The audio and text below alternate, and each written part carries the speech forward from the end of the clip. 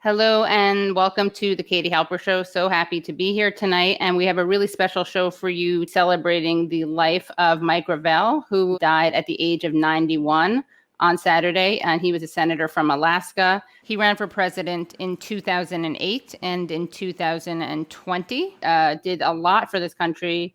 He did a lot against war and militarism, and he famously read the Pentagon Papers into the Congressional Record. He also graced the Katie Halper Show with an appearance in November, which was really great. And so I'm really happy to be bringing onto the show to talk about his life and his memory and his legacy, Mike Gravel's daughter, Lynne Mosier, as well as Dan Ellsberg, who you may recognize from the Pentagon Papers. So Lynne and Dan, welcome. Thank you so much for joining us. And so sorry for your loss, Lynne, and to the world, honestly, for the loss of Mike Gravel. Thank you. Thank you so much. I mean, I'm grateful for you reaching out to me, and it's so wonderful to see Dan. I mean, my God, my dad loved you, and he loved what you stood for, which was courage in the face of seeing such egregious wrongs that were being hidden. And I think the way you worked together. I mean, you were out on the lam, as I remember, recall from history that you were running on the run and, tried to get higher profile senators to read the Pentagon Papers or to get it out there. The newspapers were being harassed and shut down on their printing of, any excerpts. And you somehow got in touch with my dad, and he jumped at the opportunity to get the Pentagon Papers out because he knew how significant that was, and the electorate needs to be informed in order to make any proper decisions. So I'm blessed to be involved in my dad's life, and the important thing is that he wants not just what he's done to be recognized, but to be taken forward. Because Dan, I'm sure you know this, which is the Supreme Court case where it's legal precedent now that any member of Congress, senator or otherwise, is protected, and they can release state secrets that are really important and necessary information for the public. So I want to turn the time over to you, Dan, because you were there doing it, but Mike's legacy and what he wanted to put forward is that there is legal precedent for doing the right thing that you both so courageously did. So yeah, I turn things over to you, Dan. Thank you very much, Lynn. The problem with that is that Mike Gravel, my friend Mike Gravel, set a precedent that I can't think anyone else has taken advantage of in 50 years since then, because he pointed to the speech and debate clause, which enabled him to read on the floor of the Senate and not be questioned as to who had given it to him or what the circumstances. He could not be questioned, meaning he couldn't be forced to reveal the source, and he couldn't be prosecuted for doing that. But actually, there's a price for saying something that the president doesn't like or the head of your party doesn't like. And I don't think, no doubt, there have been some risks of that sort taken over the years. But in terms of actually reading out classified material that should be known and taking the risk of the reproval that will come from that, only Mike, before him and after us, showed that courage. And I realized it was just 50 years ago, exactly this month, that I called him and asked him if it was true that he was going to that he was doing a filibuster against the draft, against the renewal of the draft. And he said, yes. I said, if you were really serious about that, I could give him enough material that would keep him busy speaking till Christmas, I said.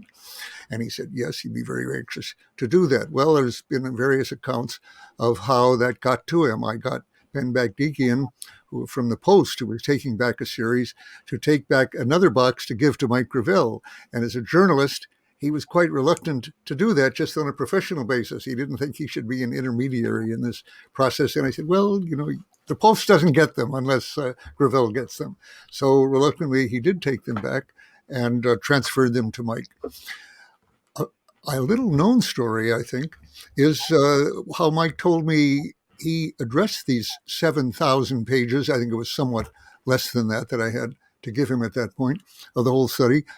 How could he deal with all this? And he called his staff together. And he said, here's material I've gotten that should be out. The public should know it's been wrongfully withheld. I'm going to put it out one way or another. He had to make copies, many copies of it. And he said, so I need help on this, but it may be illegal. You may be subjecting yourself to prosecution if you do this. So I can't ask any one of you to do it. It has to be on a volunteer basis. And he added something then, actually, every one of them, I think no one did back out. But he said something that when I heard it, I was very moved by. He said, when I was in the Army, becoming a lieutenant, as a platoon leader, preparing to be a platoon leader, I think he went into counterintelligence of all things later. So he knew the abuses of the secrecy system at that point. But he said we wore a patch on our arm in the Army, now not in the Marines, which I was in, which said, follow me. And he said, Dan Ellsberg is out there all alone, and I want to join him. And that was, as I say, when I heard that, I was very impressed by that as a former platoon leader myself. And his people all did join him. His intent actually was to do an extremely long filibuster for which he prepared himself with a bag in which to urinate in down his pants. So he couldn't be forced off the floor quickly. And he was prepared. He prepared physically for it and everything. He was all ready to go when, I've forgotten some of the details, but when one of the leaders of the House on the Republican side guessed from the papers in front of him in that he was about to reveal the Pentagon Papers. And as I recall, they called for a quorum vote at that time to see if there were enough people there, slowing everything up. And I think he managed actually to stop it some way. Mike had been outmaneuvered. I think he let the guy get the floor somehow in a way that he could have stopped, but he didn't. He then called a meeting of, I think it was Grounds and Fisheries or something like that, a rather obscure subcommittee of which he was the head. He got one other person to sit in the office, member of Congress, for a meeting, and the place was packed with reporters on this, and he began reading the Pentagon Papers into this committee meeting. And I recall very well that after 3 hours of reading, he did something that caused him more criticism, probably, even than his defiance in reading these papers, which was that he began to cry. And a senator, that's unseemly behavior. What he was crying about, being extremely tired and pressed after this day of getting prepared and copying all these papers and so forth, was, I remember he told me that he put it, flesh was being seared at this moment. Americans were having metal through their flesh, and Vietnamese, and people were dying. And it was because he had read something in the papers at that point that referred to the drug dealing of the government we were supposedly supporting, propping up there, an illegitimate government, and that we were dying and killing for a government of crooks and drug dealers. And the idea of it just overcame him. In short, he reacted appropriately to the appalling nature of this information. Now, on the one hand, hardly anybody I don't know of anyone in the Congress who actually showed that much concern or sentiment about what was going on actually in the Senate to do such a thing, but certainly didn't have the courage to take this over. He didn't know whether he would be prosecuted. He didn't know at that point whether he might be prosecuted for it, but definitely censured. And a move was made to censure him at that point. And he told me exactly how Mike Mansfield, who was Senate Majority Leader at that point, more or less saved him from being censured. I think he told me also that he had told his wife, look, at worst to worst, I may be expelled from the Senate. he said, for doing this. And that was a real possibility. But he said, if worst comes to worst, I'll go back, I'll do real estate as before, I'll leave my Senate career and so forth. Very hard to think of somebody else who contemplated such a possibility or for doing the right thing. Ben, you're so right on. I just wanted to say one thing because it's happening right now. Yeah. The New York Times put out an obituary on Mike that had more focus on the fact that he wept versus what was in the papers.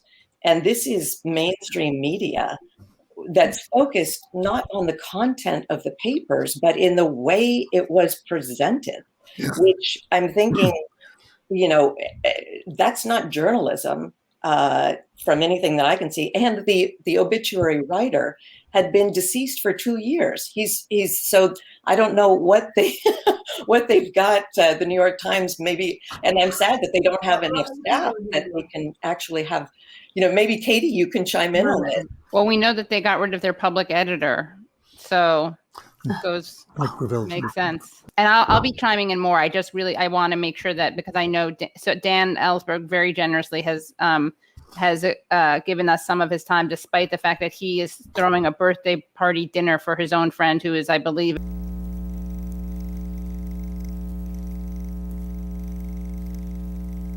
political strength grew. His relations, quote follows,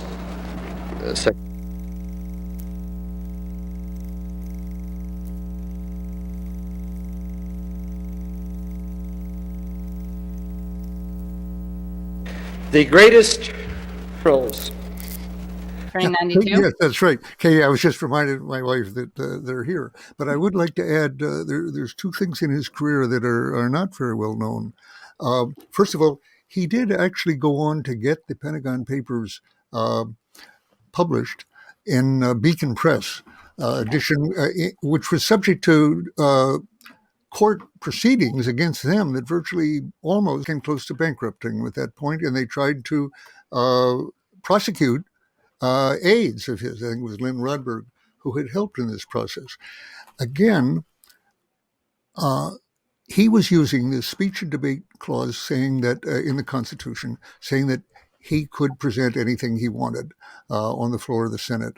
Now, 3 senators before that had actually pointed that out to me themselves, how they didn't have to reveal me. They were anxious to use these papers. They couldn't be forced to reveal the source. My attitude was, if it helped somehow the process to reveal that you got them from me or that it was authentic papers or something, otherwise, I'm not anxious to be identified and face prosecution for this, but fine, if you don't have to. Each of those 3, I'll name them, Senator Fulbright, Senator Mathias, Republican, and Senator McGovern, running for president. Each of them mentioned, yes, I can do this, and each got cold feet within a day or a week, and something said, I can't afford to do this in my career, even though there would have been no question of prosecution of them, no legal risk, but their colleagues might, as in the case of Mike, censure them, or in the Fulbright's case, afraid that they would say, oh, he can't keep a secret, we'll take foreign military aid away from the Senate Foreign Relations Committee, which he headed, and give it to the more friendly Armed Services Committee. And to avoid that, he let me do it, not put it out. So Mike was the exception to that. Later, when I was on trial, he came back to me and said, now the war is still going on. And he said, do you have anything more you can put out? And I said, well, actually, what I'd given to Senator Mathias, he had not put out. It was from Nixon himself. That is, from his own National Security Council. It was called National Security Study Memorandum 1, NISM 1, NSSM 1. So I gave it to Mike, and he tried to introduce it in speaking again. And this time they said, that's classified? Stop, you can't do that. So they went into, they stopped him from doing, they put on a committee to investigate what the legalities of this were, which included Republican Senator Javits, and I think it was Hart, was the other person, Senator Hart, to come back, Democrat. So they came back in a closed session and said, surprisingly, there doesn't seem to be any law that prevents us from releasing this classified information. And there wasn't and isn't. We don't, Congress was not restricted on that. And when I put it to, I'll say specifically, Senator Udall later, who was retiring, that he could definitely put out the 6,000 pages of the torture study that the Senate Intelligence Committee had done it. Absolutely could have done it without any risk of prosecution. No, they were not, that was not what a senator did, in effect. And so we don't have that study still. Finally, he did put it, he did in fact give it to, my suggestion, to Representative Ron Dellums, who in fact did insert it in the Congressional Record, in the House Congressional Record, 500 pages there, which led to the Dellums rule, as it's called, that you can't put that much into the Congress without somehow permission of the Speaker somehow. In short, what it comes down to is that in 2007, years later, I remember calling Mike when I was quite dismayed at the performance of the Democrats. As often, I'm kind of a self-hating Democrat. The best kind, the only acceptable kind. Yeah, and I said, Mike, because they were taking no real advantage during the Iraq War, which Mike opposed, more than any other senator that I can think of more vocally in a run for president at one point. And the one person before Bernie Sanders, I think, since Eisenhower, to use the phrase military industrial complex in a presidential candidate speech, and to describe that as a major factor in the Iraq War going on. He also said, challenged his other candidates that they would not issue a no first use commitment, that they would not commit never to initiate nuclear war. And looking back at that record, it occurs to me, apparently you can't get the nomination of the Republican or Democratic Party if, like Mike, you take the position you won't initiate the near extinction of the human species by a preemptive attack. Anyway, that's a disqualification, essentially, for getting the nomination. Anyway, they had backed off from impeachment of who was, by that time, the most impeachable president we'd ever had, George W. Bush, for the Iraq War and for a number of other things. And having promised almost, including Ron Dellums, to pursue impeachment, they weren't doing it. And I said to Mike, finally, Mike, is it your impression that this Congress is unusually, extraordinarily cowardly? And he said, no, usually cowardly. He said it was just the same 40 years ago. And unfortunately, with him gone and with him out of the Senate, it pretty much remains that way now. So our memorial to him should be to try to induce or persuade or coerce other people to think about his example and the moral courage that it took, because we humans won't get through this nuclear era and this era of climate change without a lot more moral courage of the kind that is extremely rare and that Mike Gravel showed, your father showed. Thank you, Lynn. Thank you so much. That was beautiful. Beautiful. Thank you. Okay. Enjoy the birthday party. Yes. And thanks so much again for your time.